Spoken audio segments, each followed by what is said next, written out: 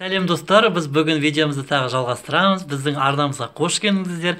Бүгін Кәусар сіздерге отбасында папа мамаларымен бірге, ағаларымен, апаларымен, қандастармен ойналатын ойынның түрін, ережесін көрсетеді. Ол үшін бізге не қажет, Кәусар? Біз қағазды біріншіде омаждау керек. Шар істеп аламыз.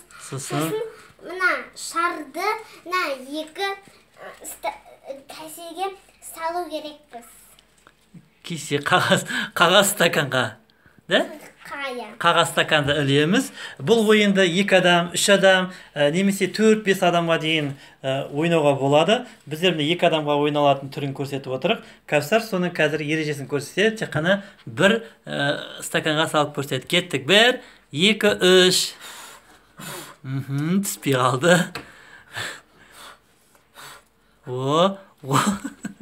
Біреу.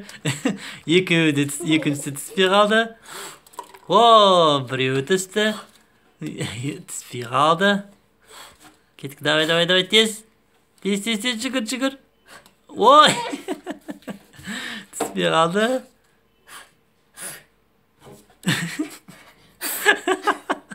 Үр, қатты. Үр. Фу.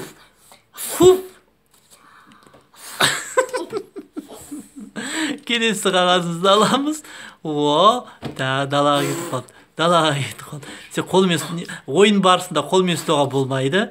Столдың айналасын айналып тек қана жүруге болады. Енді біреуіміз қалды.